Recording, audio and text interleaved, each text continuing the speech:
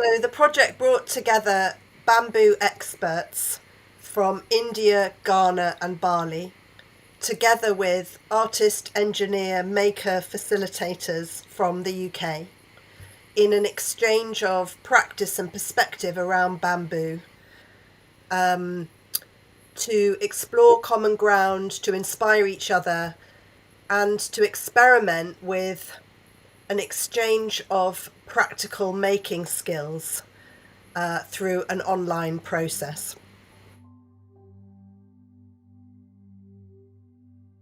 Yeah, definitely something very tangible. So we had never run a completely 100% virtual creative development lab like this one.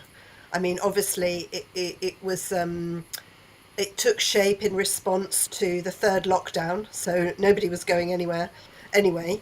But to shape an experience like that for such diverse participants, in which they were never going to meet in person, that was a real challenge, and gave us the opportunity to really think about how to create the kind of experience that we wanted people to have, and how to shape that with the support of digital facilitators. And we lent on people with more experience than ourselves in this area, and that was a very tangible outcome for us in terms of that experience.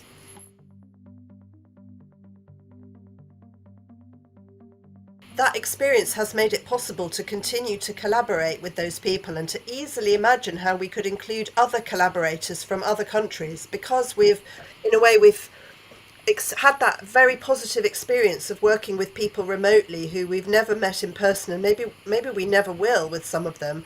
The fact is that the pandemic has pushed us into a new moment, a new realization that we can connect with people in other countries and meet with them virtually. And it's not the same as meeting in person, but you can do a lot of important work together if you take care with how you do it. So I think that's a really big takeaway for us. I would like to say thank you. Thank you to the British Council for supporting this work. It's been the most unbelievable adventure. It's changed how we think about what we're doing. It's changed who we think about doing it with. It's made it possible to imagine collaboration, cooperation, co-creation, co-curation on a completely different scale, and one in which we're responding to one of the most important, if not the most important, pressing challenge of our times in relation to the climate crisis. So I just want to say thank you.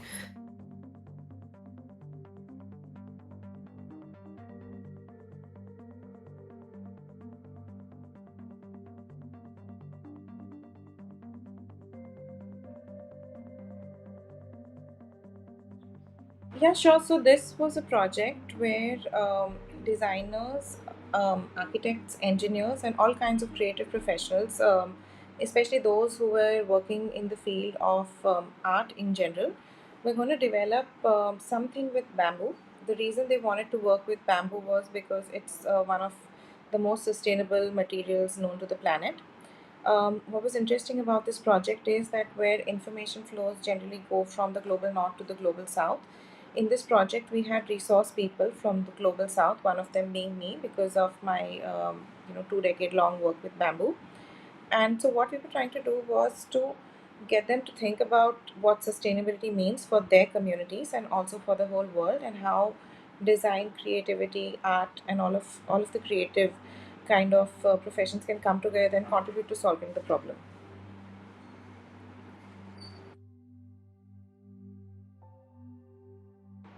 I was part of the technical backstopping team. So we had because bamboo doesn't grow indigenously in the UK. So for people who have never worked with the material to kind of envision, because you work with wood, you work with plastic, you work with metal. So the idea was, how can you, through this remote kind of a setting, help them understand how to work with bamboo? So I was talking to them about bamboo.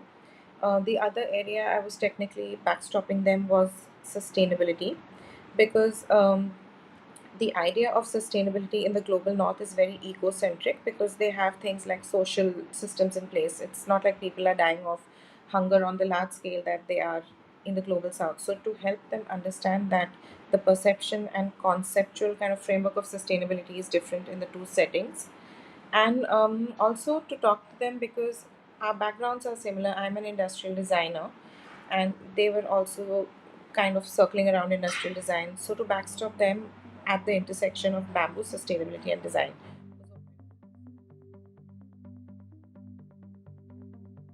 So a lot of my work has been work with communities who are indigent, like they are very poor in terms of economics but very rich in terms of cultural capital. um, in the case of the industrialized world or the global north, it's exactly opposite, right? Because culturally there is so much of a loss and a deficit because of the process of industrialization, but economically you're really like rich.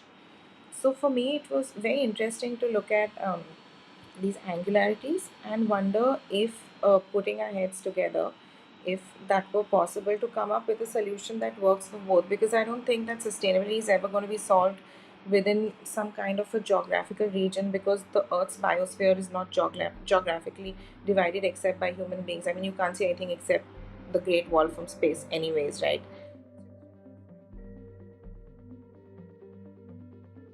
Actually, the entire online platform has been something that I have personally not enjoyed because I'm a really hands on person. But this was one time when one realized that. So, I have worked extensively in the international development sector, but it always meant getting on a plane and going somewhere in Asia, Africa, Latin America, or Europe.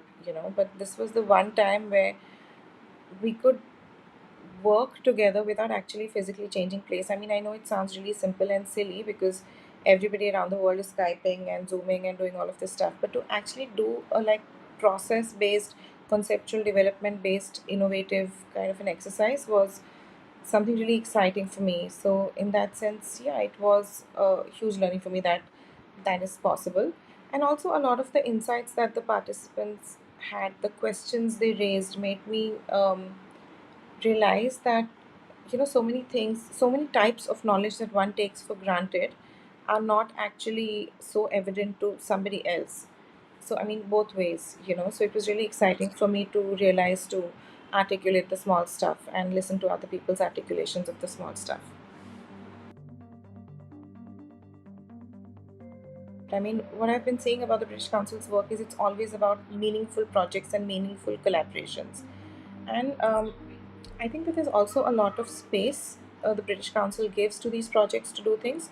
So it's not like this project would not have happened without the British Council or whatever, but it was definitely easier.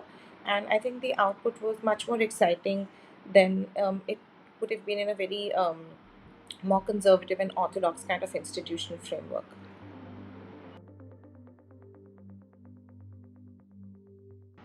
I think that a skill that I have learned is empathy.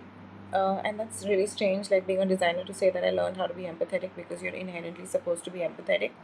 But I think that the sustainability crisis is something where all of us don't know what to do. So it's the greatest equalizer because we're all going to die together kind of situation. So, so I think that um, having the ability to empathize with the other viewpoint to reach a productive endpoint is what this has really taught me to do. Like to put baggage aside, to put history and geography aside, and to just kind of work together for something. And again, this is something so basic and so silly, but I think it's also very important.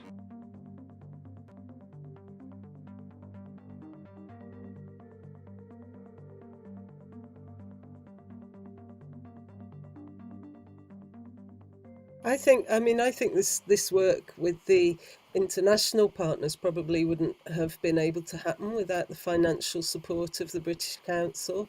They were very clear, I think, in setting a framework for the project through which the partners were to be really fundamental and instrumental in shaping it, and also were to, you know, have benefit back from the project. And I think that was really helpful in terms of us thinking about how do you work with people in these places and what will that contribute to the wider project. So I think for me, the likelihood is, had British Council not supported it, we would still be developing the wider creative project, but it would have been not nearly as exciting, inspiring.